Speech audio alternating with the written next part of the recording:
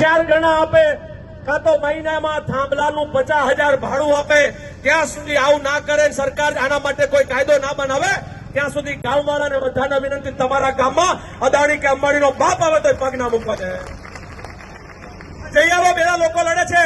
હું જેતપુરના લોકોને આજે નમન કરું છું.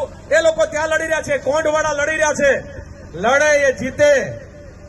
અને બધા પૂછે કે તમે કેમ લડો છો, તમને જવાની આવો. અહીંયા ગામના લોકોને, આજુબાજુ વાળાને મારે કેવું છે, ગાંધી, સરદાર, નહેરુ, સુભાષ, મૌલાના આ દેશની આઝાદી માટે લડ્યા એટલે આપણે ગુલામીમાંથી બહાર નીકળ્યા અને આજે આપણે બોલી શકીએ છીએ, ભાષણ કરી શકીએ છીએ, પોતાની જમીનનો હક લઈ શકીએ છીએ.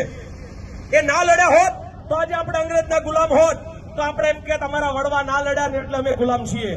તો આવનારી પેઢી, તમારા મારા દીકરા દીકરીઓ, એના દીકરા દીકરીઓ, પોતરીઓ એમ નો કે મારો દાદો એ લડ્યો નહીં, એ કાયર હતો, એ ધરતી માતાને ના બચાવી શક્યો અને એટલે અમે લોકો હાથ પરમાંથી નામ નીકળી ગયા, અમારી જમીનો નીકળી ગઈ. આવું ના થાય એના માટે તમને લડવા માટે આહવાન છે. બહુ સ્પષ્ટ કહીએ છીએ. અત્યાર સુધી હંમેશા જયારે જયારે કહ્યું ત્યારે ખેડૂત છે એટલે મારે ખાલી અને પાલધારીને ખેડૂત તરીકે દાખલો આપીને મારી વાતને આજે હું પૂરી કરીશ. બહુ લાંબુ નથી ખેંચવું, સમય ઘણો જાય. આપણે ખેડૂત કાયમ એડા ખેતરમાં વાવીએ, દર વર્ષે એડા, દર વર્ષે એડું વાવીએ. ના કરીએ, વર્ષે પાક બદલી નાખીએ તો જ પાક સારો થાય.